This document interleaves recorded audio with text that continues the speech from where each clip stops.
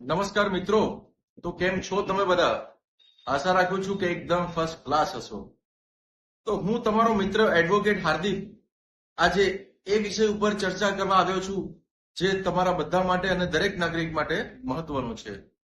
એ વિષય છે કે વ્યાજખોરોનો ત્રાસ, વ્યાજખોરોની વધતી જતી દાદાગીરી, જેના કારણથી લોકોએ સુસાઇડ કરવું પડે છે, છેલ્લો પ્રયાસ આત્મહત્યાનો કરવો પડે છે. તે વિષય ઉપર આપણે વિસ્તૃત ચર્ચા કરીશું. હમણાં જ મેં છેલ્લા 2 દિવસમાં ન્યૂઝપેપરમાં વાંચ્યું કે ગુજરાતમાંથી છેલ્લા 3 વર્ષમાં 25,000 થી વધારે લોકોએ સુસાઇડ કર્યું છે, જેમાં સૌથી વધુ પ્રમાણ આપણા અમદાવાદનું છે. તો આ પરિસ્થિતિ અત્યંત ચિંતાજનક છે મારા માટે, તમારા માટે અને આખા દેશ માટે. જેથી કરીને હું મારા દરેક મિત્રોને કહેવા માંગીશ કે તમારી પાસે ક્યારેય પણ કોઈ પણ વ્યાજખોર દાદાગીરી કરે, તમને દબાવવાની કોશિશ કરે કે ખોટી રીતે કોઈ મગજમારી કરે, તમારે ક્યારેય કોઈ પણ સંજોગોમાં ડરવાની જરૂર નથી. તાત્કાલિક મારો કોન્ટેક્ટ કરો. આપણે તમારા પ્રોબ્લેમનું સોલ્યુશન લાવવા માટે કાયદેસરના જે પણ કંઈ પગલાં લેવાના હશે તે દરેક પગલાં લઈશું અને ગુનો થતા અટકાવીશું.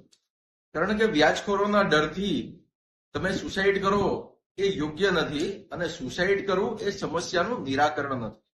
સમસ્યાનું નિરાકરણ કરવા માટે તમારે અન્યાય સામે ન્યાયની લડતમાં લડવું જોઈએ. અને આ લડતમાં હું પણ તમારી સાથે છું. તમને ક્યારેય પણ કોઈ પણ બાબતે આ ટાઈપનો કોઈ પણ પ્રોબ્લેમ લાગે, તાત્કાલિક મારો કોન્ટેક્ટ કરો.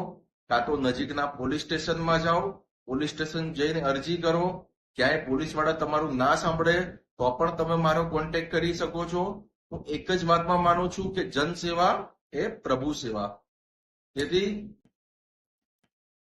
તો મિત્રો, ભગવાને એક જ જિંદગી આપી છે, તો એ જિંદગીને જીવી જાણો. હિંમત હારવાથી કે સુસાઇડ કરવાથી પ્રોબ્લેમનું સોલ્યુશન નહીં આવે. જેથી કરીને દરેક સમયે હિંમત રાખો. અને સુખ અને દુઃખ આ લાઈફનો એક પાર્ટ છે. દુઃખમાં ક્યારેય ગભરાઈ નહીં જવું. સુખ આવ્યું છે તો દુઃખ પણ આવશે, અને દુઃખ આવ્યું છે તો સુખ પણ આવશે. સારો સમય, ખરાબ સમય આવે અને જાય. સમય સમયનું કામ કરે, આપણે આપણું કામ કરવાનું છે. તેથી મિત્રો, ક્યારેય પણ આવી કોઈ પણ બાબતે ડરશો નહીં, ગભરાશો નહીં.